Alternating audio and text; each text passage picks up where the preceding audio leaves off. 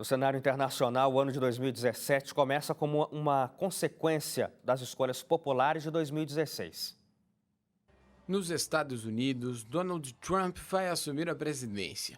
O empresário não foi a escolha da maior parte dos americanos, mas foi eleito através do sistema americano, que é indireto e tem decisões estaduais. Trump tem como desafio algumas promessas de campanha, como resolver a questão de imigração dentro do país. Se antes prometia tirar todos os que entraram ilegalmente nos Estados Unidos, agora já diz que vai expulsar os que são criminosos. Ainda existe uma expectativa sobre a real postura que o republicano vai adotar em relação aos muçulmanos e à construção do polêmico muro com o México, já que nos dois casos ele amenizou o discurso depois de concretizar a vitória. Mas nesse contexto, uma grande expectativa internacional acontece. É a proximidade entre Trump e Vladimir Putin, o presidente russo, que é vista pelo menos como uma novidade, mas talvez até como uma preocupação. Na Europa, o mais esperado é a ativação do artigo 50 do Tratado de Lisboa por parte do Reino Unido. Essa é a notificação à União Europeia sobre a saída da instituição, obrigando as duas partes a negociarem um acordo. Se a decisão pelo Brexit já foi tomada em 2016, após dura discussão e uma sociedade extremamente dividida, é a negociação que deve influenciar o que vai acontecer no Reino Unido em 2017. Todo o processo deve levar ainda 2 anos. Fatores que motivaram a decisão da maior parte da população de abandonar o bloco econômico devem continuar influenciando a sociedade e ganhar outros contornos com a definição. Um desses pontos é a questão migratória. Muitos migrantes que chegam ao Reino Unido usam o caminho francês. E é na França que acontecem as eleições mais esperadas de 2017. A substituição de François Hollande deve ser disputada, uma aliança de partidos progressistas de esquerda que teoricamente estaria mais alinhada a Hollande ainda não definiu o candidato. Por outro lado, o Partido Republicano escolheu o ex-primeiro-ministro do país, François Fillon, como representante na eleição. Mas a grande expectativa é para ver o desempenho de Marine Le Pen na corrida presidencial. Deputada do Parlamento Europeu, ela representa a extrema-direita no país e ganhou força nos últimos meses por causa dos problemas mundiais, como o enfrentamento ao terrorismo. Mas o mundo ainda tem problemas mais sérios para resolver. Um que influencia bastante no jogo político, que é a questão migratória, tem na verdade outros motivos. A Europa está sendo ocupada por pessoas do Oriente Médio e da África em busca de paz que estão deixando países de origem por causa da guerra. Guerras cada vez maiores. O maior exemplo é a Síria. Em meio a conflitos entre o governo e forças rebeldes e ainda com ameaças terroristas, os civis parecem cada vez mais sem opções. Cidades completamente destruídas não deixam nem local para moradia. A retomada de Alepo pelo governo no final de 2016 ainda não significa que a guerra acabou. Novas negociações entre as partes devem ocorrer no início do próximo ano. Bom, e aqui vou abrir falando com a Suad, já que a gente está começando aí com internacionais. Suad, a gente viu aí ao longo deste ano, pelo menos em 2 momentos que foram notórios para o mundo inteiro, a decisão da população que acabou surpreendendo o mundo. Donald Trump sendo eleito nos Estados Unidos, talvez só ele esperasse realmente essa vitória, e no Reino Unido a decisão da população que acabou escolhendo naquele referendo deixar o Reino Unido, né? Fazer com que a Grã-Bretanha deixasse o Reino Unido. Isso mostra um pouco do que a gente estava falando aqui, que o Paula trouxe, né? O dilema de Sofia. A população está dividida num extremo bastante considerável nesses 2 pontos, principalmente, mas aí, quem sabe, a gente consegue expandir para como é que está a população mundial dividida entre escolhas que precisa ser feita, precisa fazer. A gente tem que voltar lá atrás, depois da Segunda Guerra Mundial, quando houve uma reunião e na realidade, foi colocado o capitalismo, né, em Bretton Woods. E quando foi colocado o capitalismo, Estados Unidos colocou a sua moeda como moeda principal para o comércio, e a partir dali começou a industrialização do mundo. Se esgotaram todas as perspectivas do capitalismo, não foi só no Brasil, mas no mundo inteiro. As pessoas estão precisando de trabalho, não tem.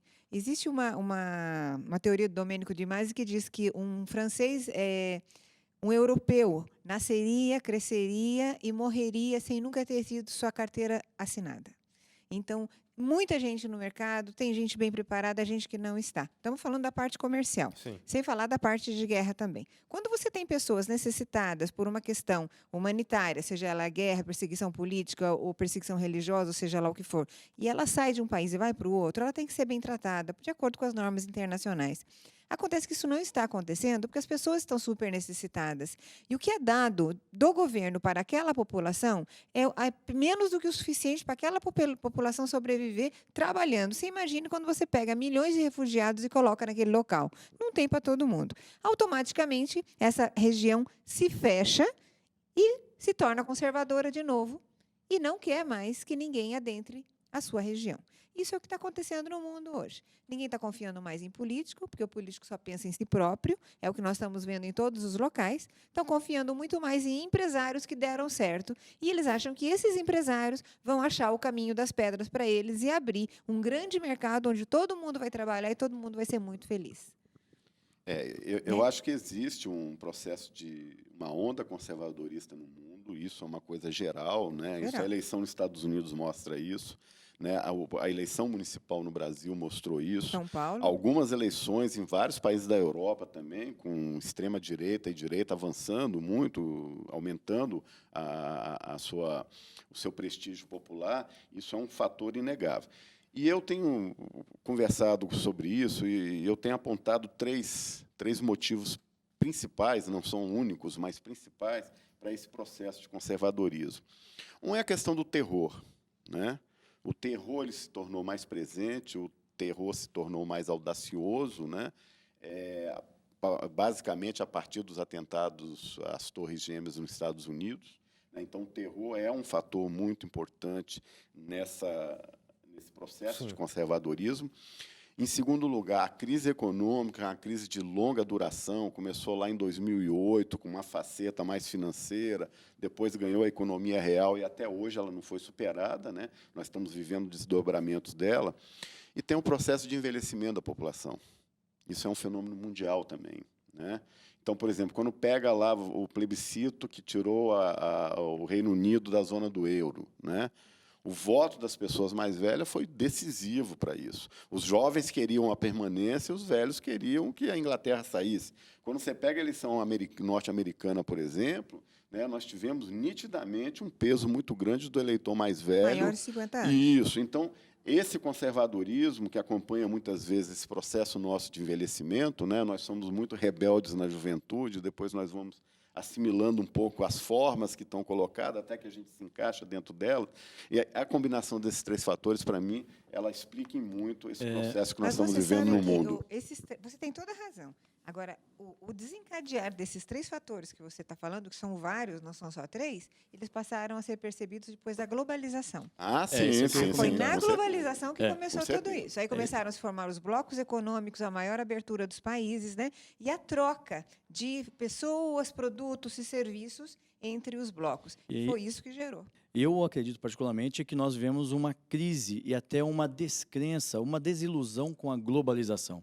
Porque se acreditava que se vendia nos anos 80, 90, que a globalização traria riqueza mundial, traria oportunidade para que todos pudessem ter acesso à riqueza.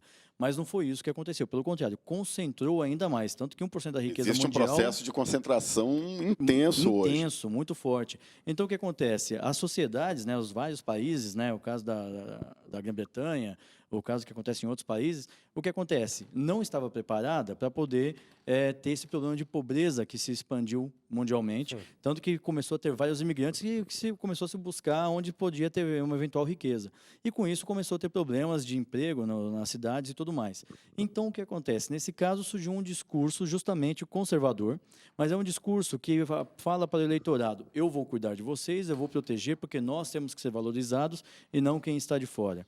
Então, nesse aspecto todo, quem faz um discurso de acalentar, cuidar, proteger, tende a ter sucesso. E isso é uma questão que a gente tem que prestar atenção para as eleições de 2018. É o discurso paternalista. Sim, a gente vai acompanhar isso. Paternalista. E deixa eu mudar de assunto um pouquinho, rapidamente aqui, para a gente encerrar esse bloco, que já está no final, passa rápido. O que a gente pode esperar dessa relação Donald Trump, Putin, Donald Trump, China, Suad? Vai haver uma desconstrução de vários conceitos colocados pelo Obama e ele vai tentar colocar tudo o que ele pensa. O que ocorre é que Donald Trump não quer, ele diz que não quer gastar dinheiro americano com outros países. É o que a globalização faz. Você junta um bando de bloco, os países mais fortes acabam dando ordem para um outro país mais fraco, né? E vamos invadir a Síria, vamos invadir o Iraque. Ele não quer mais isso, ele quer cuidar de quem votou nele, no país dele. Vamos esperar o maior fechamento dos Estados Unidos a partir daí, a Europa partindo por um processo de desconstrução, porque vem vindo eleições francesas aí e parece que a Marine Le Pen vai acabar ganhando. Direita continua com força. Eleições alemãs também, apesar da Merkel já estar sinalizando que ela vai se candidatar pela 4ª vez, já tem gente do Partido Conservador também já sinalizando que também vai. E ela já começa a fazer um discurso, esses atentados aí, eles vão colocar a necessidade da Alemanha a rever a sua relação com refugiados, ou seja, ela começa a preparar um discurso. Mudando o próprio discurso. Funciona melhor hoje. A queda da globalização plena. Funciona hoje desglobalizar, você deixar os países árabes decidirem por si só, cada um o que precisa, e voltar esse povo todo para lá reconstruir. Agora, só uma coisinha assim bem rápida. O processo de globalização, quando ele começa a ganhar uma publicidade maior, se discutia isso, né? Vamos acabar com as barreiras, com as fronteiras geográficas. Acabou, sim. A mercadoria ela circula no mundo todo numa tranquilidade. Livremente. As pessoas não. Exatamente. O William falou que a globalização ia trazer, ia deixar todo mundo igual, né? Mas está deixando todo mundo igual na pobreza. Exatamente e não na concentração total de riqueza. Daqui a pouco a gente conversa sobre leis que vão e que podem mudar no ano que vem. A educação é uma área que deve mudar bastante. Tem reforma do ensino médio, base comum do currículo e mudanças no Enem.